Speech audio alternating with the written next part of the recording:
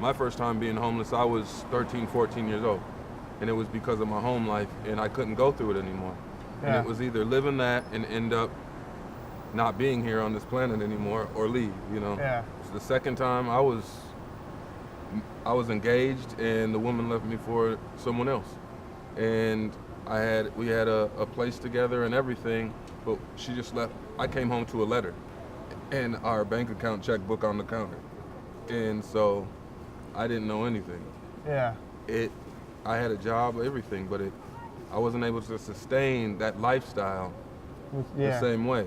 You know, if it wasn't for the church I was going to at the time, they actually ended up giving me, after about a month or so and finding out I was homeless, they actually gave me the keys secretly to the church and let me sleep in an extra office there with a little heater. But I would have to leave early in the morning, and I would have to be out for meetings and stuff. And the days I couldn't be there, I would have to find somewhere to sleep or just stay awake all night and sleep under people's bed and just sleep still because they weren't supposed to have anybody in the home, or all kinds of stuff. Now I'm not homeless anymore. I'm doing well. I'm married with 2 children now. And my wife knows my story. What helped me get back on my feet was not only trying to find a program, but also still going to church, still fighting, man, and the camaraderie of people. You never believe what comes out of the mouth of people that are older than you, that are out on the street and that have been out here. Man, they have so much wisdom, and it will come out of nowhere. Sometimes they may be drug addicts, sometimes they may have a mental issue, whatever the case may be. Sometimes nothing's wrong, but when they say something, you gotta listen, man. The wisdom that comes from the people of struggle is greater than a person that's been through a college education any day.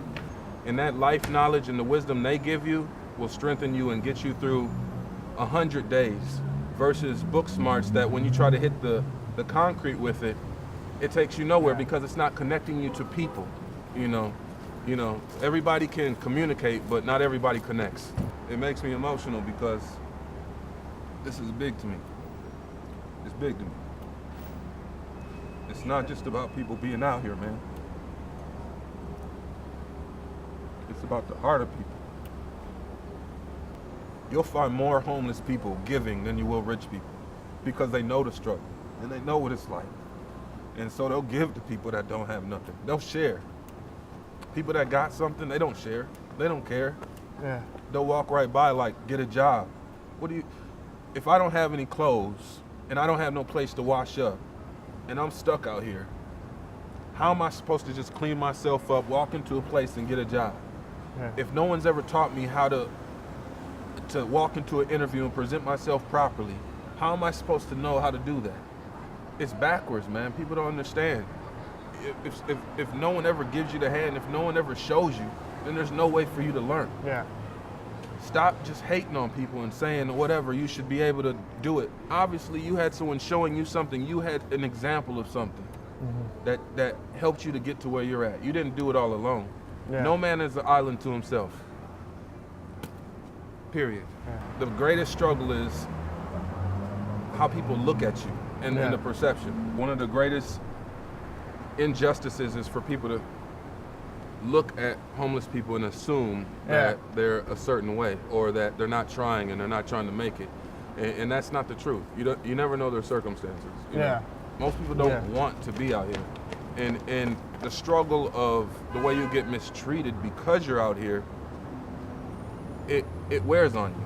The reality is, especially like being a black man and you're just out here, even if you can't dress the part, and you're usually tagged, You're usually tagged. You get harassed, especially down here, man. You got to learn how to blend in, You're going to see people that you're not going to be able to understand. They're not going to be able to understand you. And you're going to see people that are on things that you may not understand. But you haven't lived their struggle. You haven't been on their journey.